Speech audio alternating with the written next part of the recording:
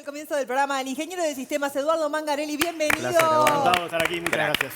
Un placer recibirte. Gracias. Bueno, adelante, No, adelante. por Rosso. favor, sí, no, porque es un tema Sí. que no solamente se está hablando en los medios de comunicación, sino a cada reunión que voy, de amigos, de familia, está el tema de la inteligencia artificial.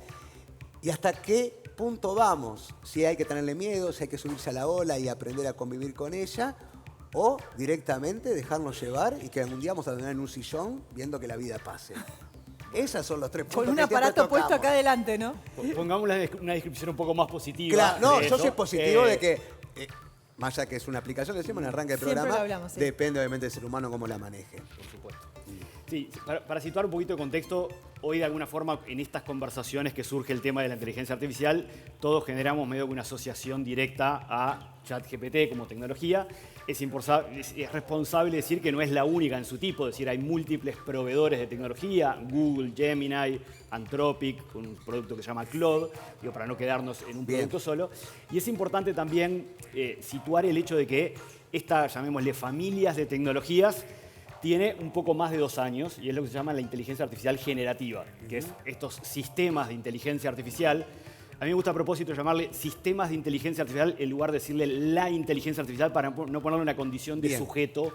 Entonces, estos sistemas de inteligencia artificial que tienen una fenomenal capacidad de entender qué es lo que le decimos, de interpretar el lenguaje y de procesar enormes volúmenes de conocimiento y en base a esos enormes volúmenes de conocimiento que de alguna forma aprendieron, podemos decir, usando el juego de palabras, de distintas fuentes, darnos respuestas de valor.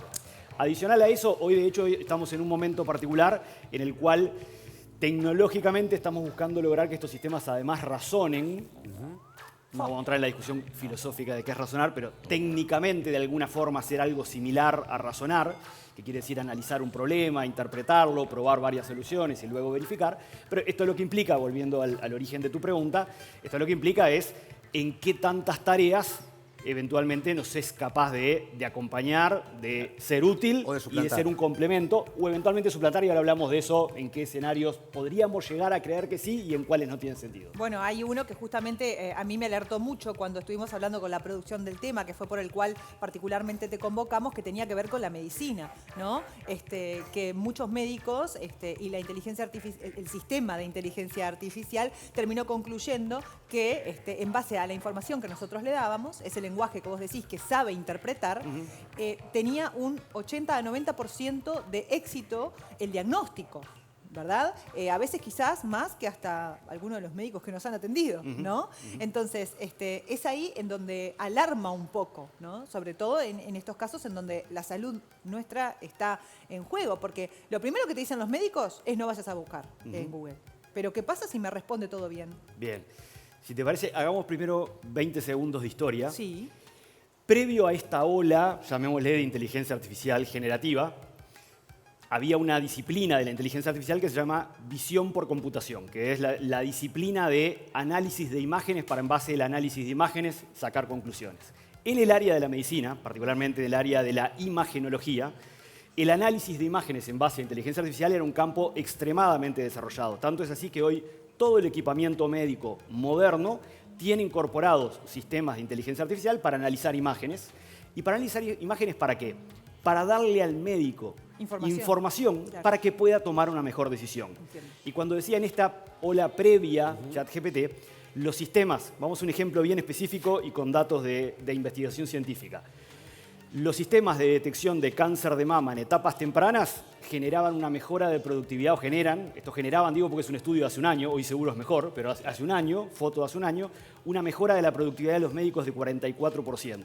¿Eso qué quiere decir? Que los médicos son capaces de predecirlo en una etapa más temprana, inclusive llegando a escenarios en los cuales de repente el ojo experto no podía ver esa anomalía y eso le permite al médico, a la doctora, a la especialista, tomar una mejor decisión. Entonces, o sea que en este caso era una especial herramienta, es una especial herramienta. Exactamente, es una especial herramienta y combinémoslo con algo de lo que tú decías, y ahora vamos al estudio ese, que eso parte de lo que permite es, imaginemos que ese mismo especialista, de repente en las mismas 4 horas, puede atender a muchos más pacientes con un mejor nivel de precisión. Entonces, ese es un ejemplo fenomenal en términos de mejora de la experiencia para el médico, pero sobre todo mejora de la experiencia para quien recibe el servicio. Suena perfecto. Volviendo al estudio que tú comentabas, Sí.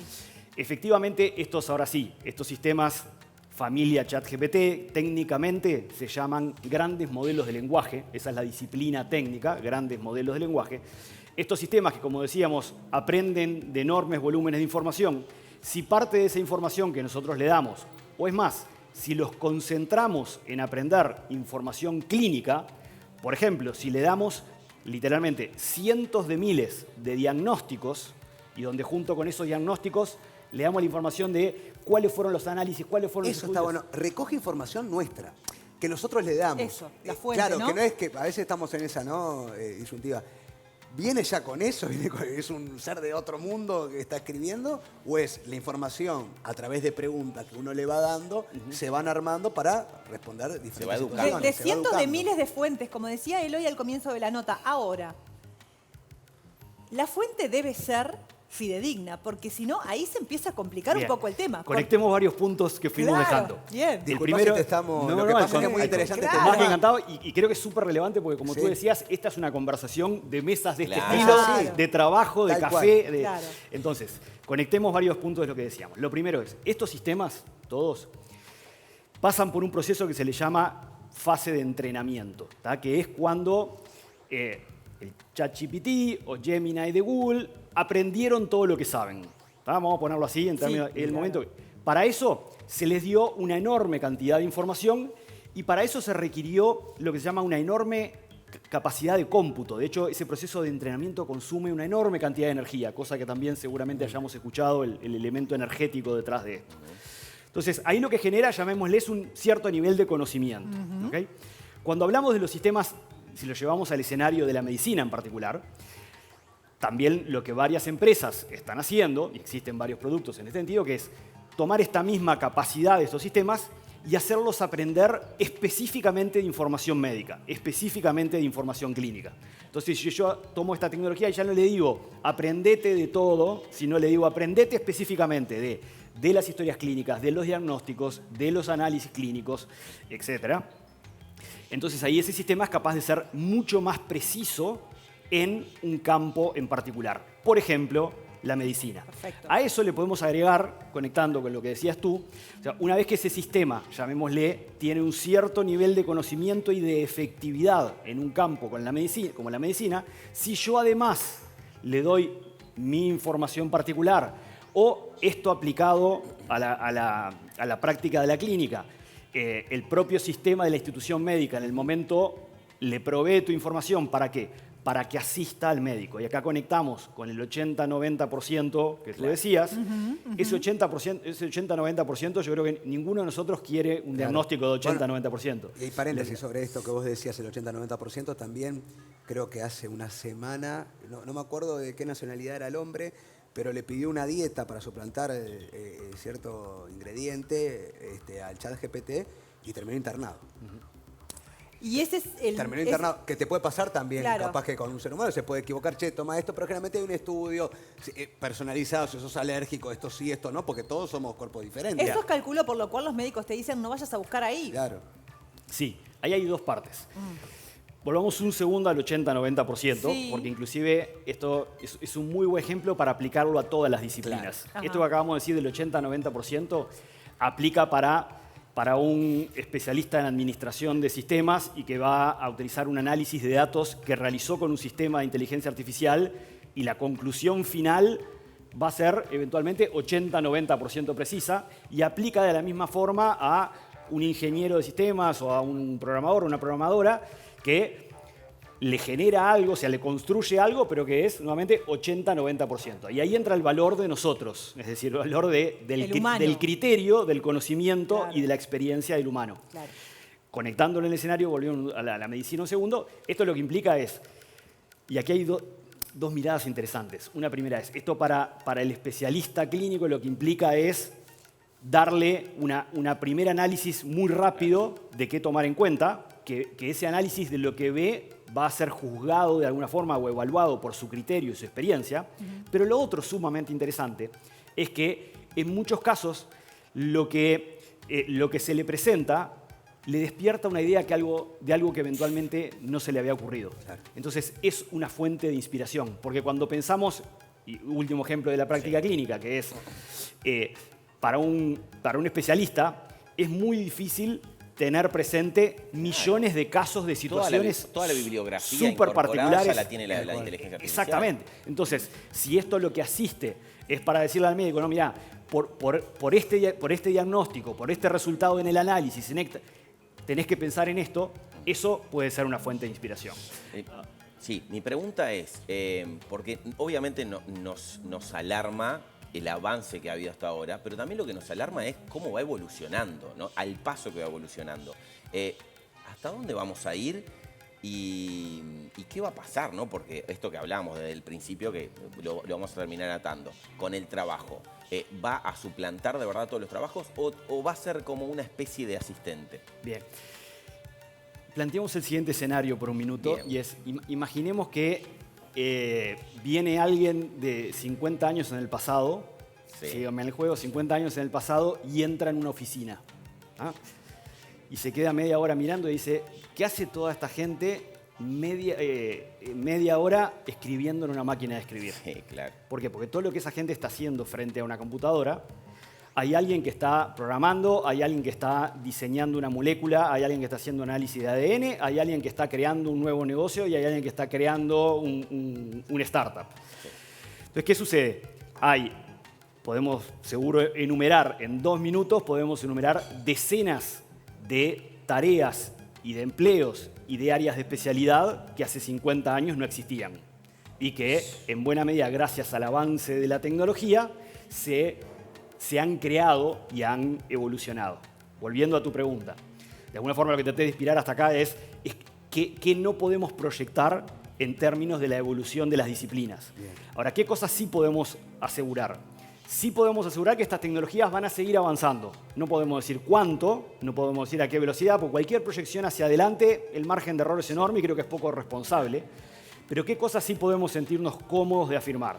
Lo que podemos sentir cómodos de afirmar es que para todos, en todas las áreas de conocimiento, en todas las tareas, implica nuestro aprendizaje, nuestro entendimiento y nuestra adquisición de conocimiento para cómo estas tecnologías, que definitivamente, como decías tú al inicio, no son una moda, no es una aplicación que me descargué y probé, no, esto es una realidad y es una realidad que aplica y que cambia el ejercicio de múltiples tareas y de múltiples disciplinas. Entonces esto sí nos pone a nosotros en el ejercicio de responsabilidad de entender, de aprender, y aquí yo insisto a veces en algún punto de el dedicar tiempo y de autoestudio a conocer más de cómo conocen estas tecnologías, nos ayudan a ubicarnos en el medio, en el punto adecuado entre sobreestimar y subestimar. Claro. Yo creo que hoy mucho de lo que leemos o que escuchamos nos lleva a sobreestimar o a subestimar. No, el conocimiento es lo que nos ayuda a ponerlos en el lugar adecuado.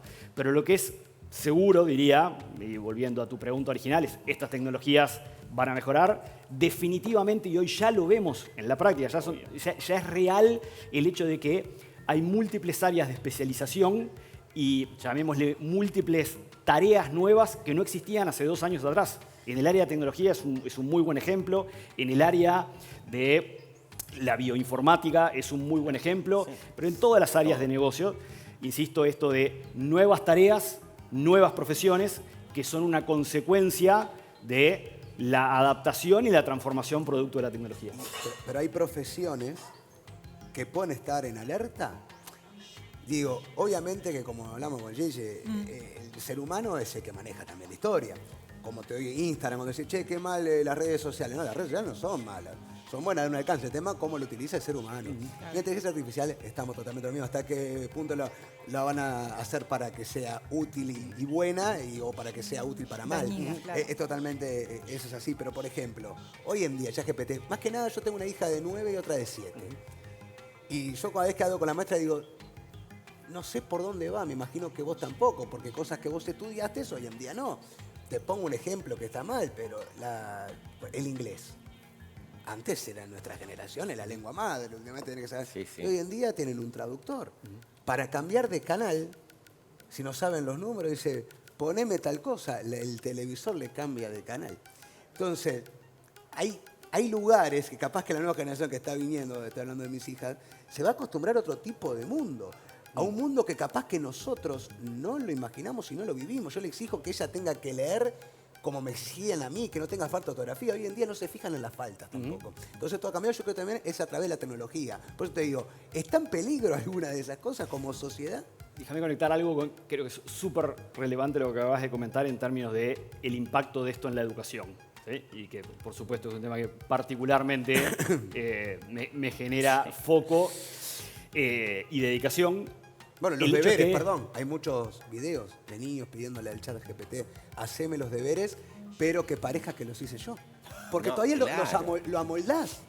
Le pedí decir, no, esto más real, esto un poquito menos, esto un poquito más. No, pero a ver, yo mi tesis la escribí toda a mano, Claro. palabra por letra por y me hubiese encantado que hubiese existido, por No, lo menos para... no es el mensaje que No, pero Está como bien. asistente está bueno, digo, obviamente la creación es de uno, no para que cree por vos, pero sí la asistencia de la redacción, por ejemplo. A mí me servía como redacción o para crear o como lluvia de ideas. Bueno, pero lo que a decía nivel Russo, creativo. y para dejarlo hablar Sí, a él, sí, que porque le responda. interesa el foco de la atención, la educación, antes no necesitábamos ayuda para redactar, porque en la escuela había una materia que se llamaba redacción y redactábamos nosotros con nuestro cerebro, así como también estaba el dictado para no tener una falta. Entonces, ¿qué pasa con la educación y esto? Bien, primero, hay algo de lo que tú mencionabas que es un desafío y un riesgo de lo que se llama la delegación cognitiva. Si yo lo que hago es dejo de pensar y le pido a la herramienta que sea en el teléfono celular que lo resuelva, eso lo que estoy haciendo es delegando mi esfuerzo cognitivo, con lo cual no solamente no lo estoy haciendo, sino que aparte no estoy aprendiendo el proceso. Esto lo que genera es un ejercicio práctico de responsabilidad y de acción didáctica por parte de los docentes para cómo incentivar el uso efectivo. En los últimos años hemos desarrollado, y de hecho hay iniciativas muy positivas y muy bien pensadas desde el punto de vista del Plan Ceibal en este sentido, de cómo, utilizando la tecnología, porque lo que está claro es, no es viable decir no la usemos. No, ¿ah? claro. No está Ya claro estamos, decirle... ya estamos inmersos. Entonces, hay que ser... Claro. Hasta te la ponen, Instagram, por ejemplo, te dice inteligencia artificial. Hay que Constantemente ser- la tenés sí. ahí, Hay al que ser servicio. pragmático y es el cómo nos adaptamos. Esa es la pregunta inmediata. Entonces, el cómo nos adaptamos en términos de cómo generamos prácticas, ejercicios, dinámicas que lleve a nuestros estudiantes a, utilizando la tecnología, no dejar de pensar, para Claro, decirlo en términos muy claro, sencillos. claro. Y como digo, esto va desde la etapa escolar hasta la etapa liceal y por supuesto que en nuestro caso particular, desde el punto de vista de la universidad, en términos de las carreras técnicas y las carreras universitarias, porque también se conecta con otra cosa que es parte de nuestra responsabilidad, es que sepan utilizarlo porque volviendo a lo que decíamos antes es lo que van a necesitar en el ejercicio de la práctica profesional. Claro. ¿ah? Claro. Ahora, déjenme hacer la siguiente analogía por un minuto como inspiración. Yo creo que estas tecnologías las podemos mirar como de la siguiente forma. Imaginemos que allá adelante está todo el conocimiento disponible. Nosotros la podemos utilizar como un agujerito chiquito por el que miramos o la podemos mirar como una ventana enorme en la cual puedo acceder a todo el conocimiento. ¿ah? ¿Cuáles son un escenario de uso en un caso o en otro? Si yo lo que hago es, le doy a una de estas herramientas un libro de 200 páginas y le pido, haceme un resumen en 3 párrafos, lo va a hacer y de hecho va a ser un muy buen resumen en 3 párrafos, pero van a ser solamente 3 párrafos. Y el engaño a mí mismo es si yo me creo que porque entendí esos 3 párrafos, Entendí aprendí todo. lo que estaba ahí detrás. Claro. Entonces, ese es el escenario del agujero pequeñito. Si en lugar de eso, yo lo que digo es, entiendo cómo puedo usar esta tecnología para que de todo ese conocimiento me analice el contenido del libro y me lo vincule con otra área de conocimiento y me genere preguntas que me hagan reflexionar sobre si entendí o no, y preguntas súper específicas. De hecho, esto si lo llevamos al escenario nuevamente de la educación primaria o secundaria, bien utilizado, es una herramienta fenomenal para Claro. los docentes, para la generación de materiales. Es decir, hoy, vamos a un ejemplo muy práctico, ayer justo dábamos un taller para estudiantes, daba un taller para estudiantes en el cual hablaba, hoy generarse muy buenos formularios, cuestionarios múltiple opción para validar si aprendí o no aprendí, son segundos. Claro. Entonces, eso es una herramienta fenomenal. Entonces, conectando también algo que decías tú antes, la podemos usar con un fin sumamente constructivo o la podemos usar con un fin que lo que nos haga es llevarnos a dejar de pensar. Es desde el punto de vista de la educación, esto nos pone en un escenario de responsabilidad enorme, como padres nos pone también en ese escenario y, como decíamos, parte de eso también es el lograr generar prácticas que invoquen, que inviten, que motiven al uso constructivo. Eduardo, decías ahí al comienzo que ahora lo que se está queriendo lograr es que razone. Eso que por ahora hacemos solo nosotros y como bien vos decís, se convierte en una herramienta, pero no podemos prescindir de nuestro razonamiento, de nuestro cerebro, de nuestra esencia. ¿Para qué quieren que razone? ¿Qué quieren ganar con eso y qué quieren generar con eso? Si la herramienta ya está como está. Bueno, cuando decimos la herramienta ya está como está, digamos en sus primeras versiones deberíamos decir, era herramienta que podía esto de manejar enormes volúmenes de información y generar, interpretar lo que nosotros decimos y generar respuestas. Cuando hablamos del mundo de razonamiento, el mundo del razonamiento lo que permite es resolver problemas mucho más complejos. Entonces, por ejemplo, la precisión en el diagnóstico clínico, parte de lo que requiere es razonamiento. No es solamente por eso soy insistente en esto de sistemas de inteligencia artificial. Porque cuando pensamos en un sistema que asista al diagnóstico clínico, no es solamente lo que yo decía se llama un gran modelo de lenguaje o un ChatGPT o un Gemini. No es solamente ese producto, sino que son una combinación de herramientas, una combinación de tecnologías que en la forma en la cual funcionan en conjunto necesitan poder razonar para dar una respuesta de calidad. Entiendo. Entonces hay múltiples escenarios sofisticados donde ese proceso de razonamiento, que insisto, capaz que no es la mejor. A veces tendemos a ponerle comportamientos humanos a la tecnología. Que no va a tener nunca, pues un sistema de inteligencia. Entiendo. Ya la expresión inteligencia artificial genera una expectativa no necesariamente adecuada, pero bueno, sí, esa es la forma en la cual se le llama es sistemas que aprenden a razonar. Entiendo, perfecto. Hay varios temas. Está lo educativo, está lo emocional también, porque hablamos de eso y yo creo que la conclusión es cómo lo utilice el ser humano. Un filósofo dijo que la próxima guerra que iba a haber era entre las máquinas y el hombre. Quiso decir, obviamente, entre el hombre y la mujer.